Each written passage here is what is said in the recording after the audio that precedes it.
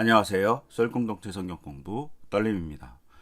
창세기 20번째 시간으로 오늘은 창세기 34장부터 35장까지의 내용을 같이 나누고자 합니다. 성경의 내용 중에 당황스러운 내용들이 가끔 있습니다. 그 중 하나가 디나가 세겜에 의해서 폭행을 당한 사건을 다루고 있는 오늘 본문입니다. 또 그 사건에서 오빠들이 보복을 합니다. 이 보복 사건이 단순히 이에는 이, 눈에는 눈, 이런 식으로 단순한 보복이 아니라 하나님의 백성이 어떻게 이렇게 할 수 있을까 할 정도로 잔인한 사건을 벌입니다. 디나가 당한 사건을 보면 오빠들의 분노를 당연히 이해할 수도 있습니다. 어떤 면에서 저라도 그렇게 행동했을지 모르겠다는 생각이 들 정도입니다. 근데 이 사건에서 더욱더 어려운 건 뭐냐면 34장에는 하나님의 이름이 등장하지 않는다는 겁니다. 꼭 하나님이 부재하는 듯한 느낌이 듭니다. 그리고 이렇게 하나님이 부재하는 듯한 느낌에서 이러지도 저러지도 못하는 야곱과 디나의 삶이 있습니다. 참으로 마음이 아픈 장이라고 볼 수 있습니다. 이 장을 우리가 같이 보면서 부재하는 듯한 하나님이 어떻게 일하시는지, 그리고 하나님이 어떻게 나타나는지 우리가 같이 보고 나누고자 합니다. 디나의 사건을 이렇게 보면 야곱의 자녀들 유일한 딸인 디나가 세겜 지방의 여인들을 보기 위해서 나갔다고 되어 있어요. 근데 세겜 지방의 여인들을 보기 위해서 나갔다는 것을 안 좋게 보시는 분도 있고, 또 세상의 유혹에 빠진 행위다 이렇게 보는 사람들도 있으시더라고요. 그것이 어떤 면에서는 신앙적인 해석일 수 있을 것 같아요. 그런데 디나가 세겜 지방의 여인을 보러 나간 것은 그들이 그곳에 정착하려 했기 때문에 어떤 면에서는 당연한 일이죠. 정착할 곳에 사람들과 만나는 것은 당연하잖아요. 또한 하란에서 라헬이 목동의 역할을 했습니다. 이런 면에서 여인도 어느 정도 목동의 역할을 했다고 볼 수 있어요. 그러니 디나가 세겜 지방의 여인들을 보러 나갔다는 것이 그렇게 문제되는 행위는 아니었을 수 있습니다. 세겜 지방의 사람들을 보기 위해서 나갔을 때 세겜이라는 사람이 디나를 보고 마음이 뺏겨서 욕을 보였다고 성경에 기록되어 있습니다. 마음을 뺏기다는 말은 히브리어로 다바크인데, 이 다바크란 말이 꼭 붙잡다, 애착을 갖다 이런 뜻이에요. 즉 세겜이 디나를 보자마자 마음이 디나에게 붙잡힌 거죠. 애착을 갖게 된 겁니다. 그러면 사랑의 고백을 하고 사귀고자 노력했어야 되는데 세겜은 폭력을 행사합니다. 욕을 보였다고 되어 있어요. 이 욕을 보였다는 히브리어가 아나인데, 이 아나가 눕히고 폭행을 행하다라는 뜻이에요. 어떤 것인지 상상이 되죠. 남자가 여자를 눕히고 폭행을 가합니다. 이 폭행을 가했다는 이 아나라는 동사가 숨은 다른 여러 가지 뜻이 있는데, 그 중에 하나가 한 처녀로 결혼 생활을 할 수 없는 상태로 만드는 것, 이것을 아나라고 그래요. 다른 사람과 결혼할 수 없는 존재로 만들어버리는 겁니다. 또 제의적인 역할에서 부정적으로 보면 제의에 참여할 수 없는 불결한 상태로 만들었다라는 또 말도 되기도 해요. 즉 얼마나 폭력을 가했는지 알 수 있죠. 자기가 마음이 뺏겼는데 사랑하는 사람에게 사랑의 행위를 한 것이 아니라 자기 욕구를 채우기 위해서 폭력을 행사한 것이 세겜의 일이라고 볼 수 있습니다. 근데 여기서 우리가 중요하게 볼 건 디나의 나이입니다. 디나의 나이가 정확하게 기록되어 있지 않고, 또 세겜에 얼마나 거주했는지 정확하게 알 수 없지만, 디나는 레아가 거의 마지막에 낳은 자녀예요. 그래서 야곱의 이동의 경로를 쭉 봐서 그렇게 오래 세겜에 거주하지 않았다고 가정했을 때 디나는 10대 언저리일 겁니다. 폰다트라는 유명한 구약신학자는 디나가 6살 정도 되었을 거라고 보고 있어요. 만 나이죠. 그리고 야곱이 하란에서 20년 생활했고, 그 중에 결혼 생활이 13년입니다. 그리고 그 결혼 생활의 13년의 끝에서 디나를 낳았기 때문에 디나가 그렇게 나이가 많은 일이 아닌 거죠. 어린아이에게 마음을 뺏긴 세겜이 폭력을 행사한 겁니다. 말도 안 되는 일이 벌어진 거죠. 그리고 디나는 이렇게 폭력을 당한 다음에 집으로 돌아간 것 같진 않아요. 왜냐하면 26절에 보면 디나의 오빠들이 세겜 사람들을 죽이고 나서 디나를 데리고 오거든요. 이렇게 볼 경우에 세겜이 볼모로 디나를 잡아갔다라고 볼 수 있습니다. 아니면 유괴했다고 혹은 납치했다고 볼 수 있어요. 이런 상황에서 야곱은 어떤 행동도 하지 못합니다. 이 폭력이 엄청나다는 사실을 알 수 있죠. 여기서 어린 자녀를 그 지역 사람이 폭행했는데 폭행에서 머물지 않고 납치 혹은 볼모로 잡고 있는 거죠. 그리고 뭔가를 요구하는 겁니다. 권력을 가진 자가 나그네를 폭행하고 유린하는 거죠. 이 상황이 가나안 정착이 얼마나 어려운지를 잘 보여줍니다. 우리가 아브라함의 사건에서 보듯이 아브라함이 가나안에 왔을 때 아비멜렉에게 자기의 아내가 누이라고 속입니다. 또 이삭도 마찬가지로 리브가를 그랄 지역에 왔을 때 누이라고 속여요. 이 정도로 폭력이 행사되는 것에 대한 두려움, 자기 아내를 뺏어갈 것에 대한 두려움이 팽배했던 도시인 거죠. 그런데 디나 사건에서 보면 디나는 폭행을 당하는 사람이 됩니다. 즉 아브라함과 사라는 그랄 왕이 사라를 취하려고 했고, 이삭과 리브가의 사건에서는 그랄 지방 사람들이 리브가를 취하려고 합니다. 대단히 위험한 상황이라는 거죠. 근데 야곱의 사건에서는 자기 딸이 폭행을 당합니다. 이게 가난한 삶의 어려움인 거죠. 근데 이 어려움 속으로 신앙을 갖기 위해서, 하나님의 명령을 실천하기 위해서 아브라함도 이삭도 야곱도 머물고 있다는 사실에서 우리가 신앙의 도전이 얼마나 컸는지를 알 수 있습니다. 문제는 이런 신앙의 도전을 하는데 실질적인 삶에서 야곱은 특별한 대응을 하지 못합니다. 꼭 아브라함과 이삭이 거짓말을 해서 별 대응하지 못하고 자기 아내를 뺏기는 상황과 같이 자기의 어린 딸을 뺏기고, 아니 폭력을 이미 당한 상태가 되어버리는 거죠. 또한 이 상황은 꼭 하나님께서 부재한 상황 같아요. 하나님이 등장하지 않아요. 하나님의 이름조차 등장하지 않아요. 아브라함과 이삭의 사건에서는 하나님이 꿈으로 나타나서 왕에게 지시하잖아요. 그런데 그런 사건조차 등장하지 않아요. 목축을 하다가 돌아온 아들들이 이 이야기를 알고 뭐라고 얘기하냐면 우리가 부끄러운 일을 당했다라고 얘기해요. 세겜 사람들이 이스라엘 사람들에게 부끄러운 일을 행했다라고 막 분노하죠. 이 부끄러운 일이라는 말은 평화를 깨는 심각한 범죄라는 뜻이에요. 또한 신성모독적인 범죄라는 뜻을 갖고 있어요. 이게 단순히 우리가 폭행을 당했다는 것으로 인식하고 있지 않아요. 야곱의 아들들은. 그러니까 야곱의 아들들이 슬퍼하고 분노해서 그것을 억누르지 못해서 보복을 하는 것이죠. 그 보복을 할 때 얼마나 분노했는지, 그리고 그 보복을 하기 위해서 얼마나 이 사람들이 노력했는지를 보여주는 장면들이 나옵니다. 야곱의 아들들이 세겜의 사람과 그러면 우리가 통혼하자, 우리 같이 살자라고 제안합니다. 야곱을 통해서. 근데 이 제안의 속셈은 세겜의 사람들에게 할례를 행해서, 그러니까 남자들이 움직이지 못하잖아요. 그러니까 그들을 다 진멸하고자 하는 속셈이 있었던 거죠. 근데 통혼하자는 제안에 세겜 사람들이 어떻게 생각하냐면 야곱의 재산을 우리가 흡수할 수 있다, 야곱의 재산을 우리가 가질 수 있다라고 생각합니다. 이 말이 야곱의 아들들 그리고 야곱의 통혼 제안 때문에 발생한 거라고 볼 수 없어요. 디나를 폭행하는 그 시작부터 있을 수 있어요. 왜냐하면 디나를 볼모로 잡고 있기 때문입니다. 근데 할례가 신앙의 약속이에요. 하나님을 기억하는 약속인데 그 약속을 악용하죠. 사실은 통혼하자는 제안은 노아의 홍수 사건 이전에 하나님의 아들들과 사람의 딸들이 결혼하잖아요. 그래서 혼탁해졌다는 것을 보여줍니다. 이 혼탁해졌다는 것을, 이 통혼하자는 제안에서 우리가 이것이 불정한 사건인 것을 암시하면서 야곱의 아들들의 폭력적인 사건을 정당화해요. 왜냐하면 노아의 홍수 이전에 하나님의 아들들과 사람의 딸들이 결혼해서 문제가 발생했어요. 이 문제가 발생할 수 있는 일을 세겜이 저지른 거죠. 그러니까 그것에 대한 응징이 있는 거죠. 어떤 것 같이?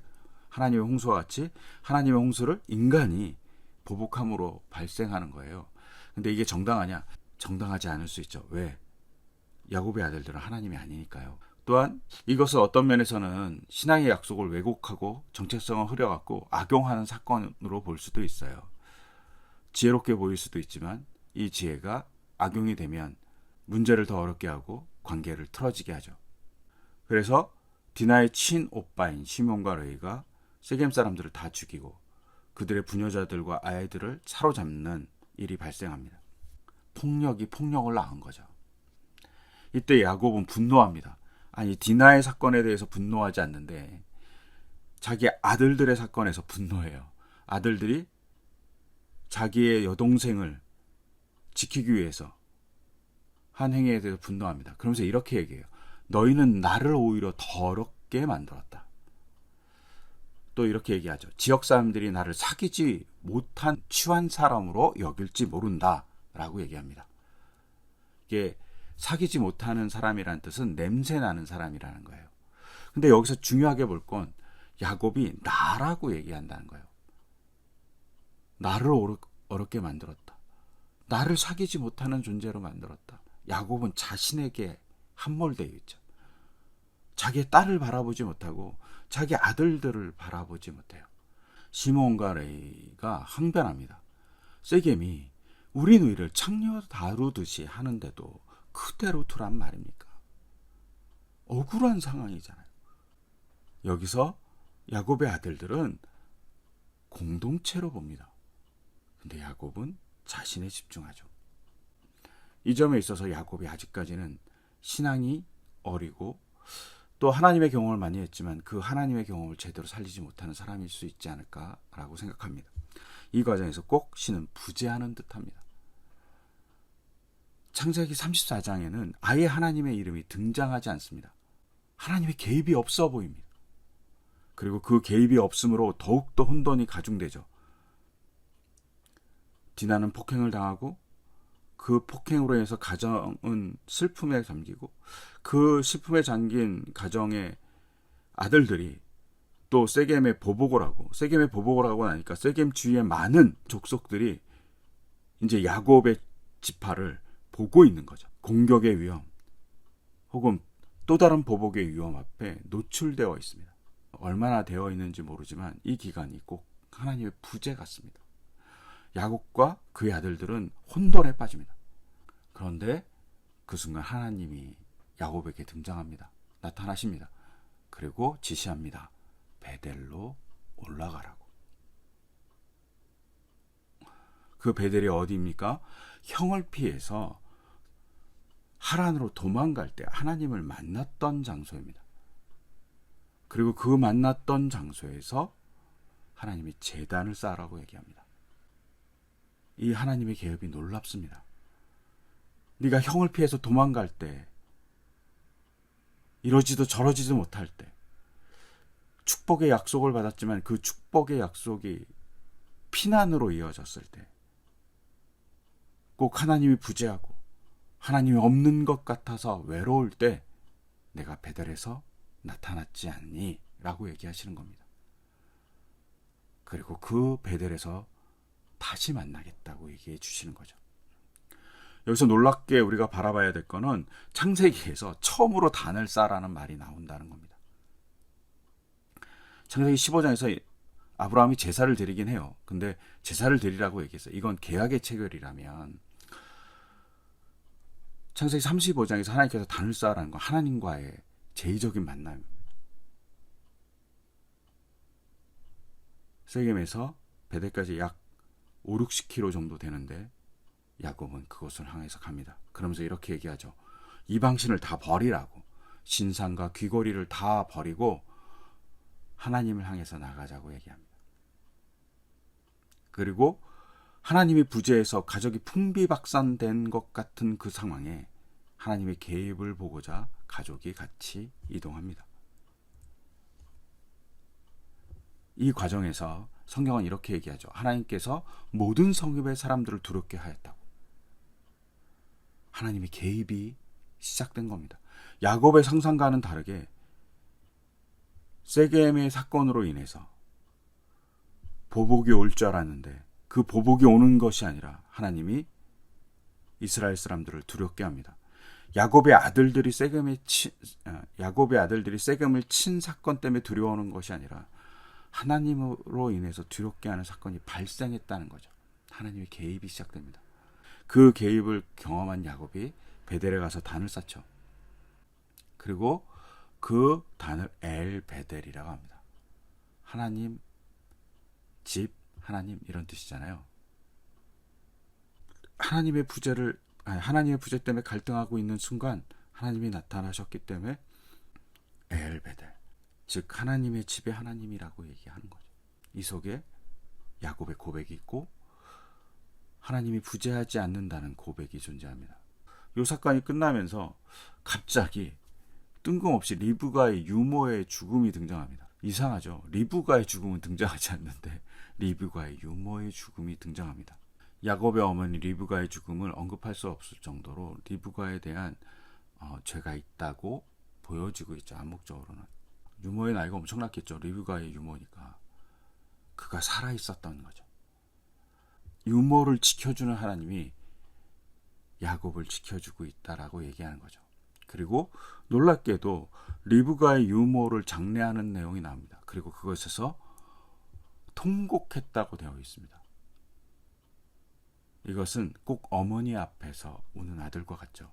이 어머니는 어떤 면에서 아이를 지켜주는 어머니와 같이 하나님께서 야곱을 지킨다는 암묵적인 상징을 갖고 있죠. 대단히 과한 표현이 아니라 서러움의 자리, 그곳에서 어머니 앞에서 우는 아이와 같이 울고 있죠. 그리고 어머니 앞에서 울고 있는 아이와 같이 울고 있는 야곱을 위로하시는 하나님이 있다는 사실, 그것을 리브가의 유모의 죽음 앞에서 보여줍니다. 그리고 리브가의 유모의 장례를 치르고 난 다음에 놀랍게도 야곱이 이스라엘로 또 계명되는 사건이 벌어집니다. 이 사건은 창세기 32장에서 야곱이 이름이 계명되잖아요. 그 사건과 더불어서 또 한 번의 계명의 사건을 얘기해 주는 다른 이야기입니다. 그리고 이 다른 이야기에서 우리가 중요하게 봐야 될 건 창세기 32장과도 비슷한데 하나님의 부재가 있는 듯한 느낌이 있는 상황을 얘기합니다. 그 상황에서 하나님의 부재를 느끼고 있는 야곱에게 나타납니다. 그리고 야곱을 만나주는 거죠. 하나님이 있다고 얘기하는 겁니다. 하나님이 이스라엘 너 옆에서 같이 싸워주고 있어 라고 얘기해주는 장면이 다시 등장하는 거죠. 어디서? 베델에서 등장합니다. 그리고 다시 이곳에서 베델이라는 장소의 이름을 다시 명명하죠. 즉 베델이라는 이름을 짓게 된 두 번째 이유, 다른 이유를 얘기하는 겁니다. 그리고 그곳이 하나님을 만났던 곳이라고 고백하는 거죠. 하나님이 부재하지 않다고 고백하고 있는 것이라고 보면 좋겠습니다. 근데 이때 하나님이 뭐라고 얘기하냐면 전능의 하나님이라고 얘기합니다. 아브라함에게 나타나서 자신의 성격을 드러냈던 하나님이 계시거든요. 근데 그 성격이 전능의 하나님이거든요. 근데 야곱에게도 전능의 하나님으로 이 사건에 등장합니다. 우리가 인생을 살다가 너무 어려워요. 설상가상이라는 일들이 계속 발생해요. 근데 그때마다 우리가 느끼는 건 뭐냐면 하나님의 부재예요. 창세기 34장은 그런 어려움이 막 겹치고 있는 상황에 하나님의 부재를 느껴요. 그래서 이름조차 등장하지 않습니다. 그런데 하나님이 일하고 있습니다. 찾아오시고 더 깊이 만나 주십니다. 하나님은 우리를 포기하지 않는다는 사실을 창세기 35장은 찾아오심으로써 증거하죠. 그리고 하나님의 찾아오심의 궁극적인 사건은 바로 십자가입니다. 예수님이죠. 그 찾아오시는 하나님을 우리가 만나길 소망하고요. 그리고 그 찾아오시는 하나님 앞에서 어린아이가 서러움에 엄마 앞에서 울듯이 우리도 울기를, 그리고 그 속에서 하나님의 위로가 같이 하시기를 간절히 소망합니다. 감사합니다.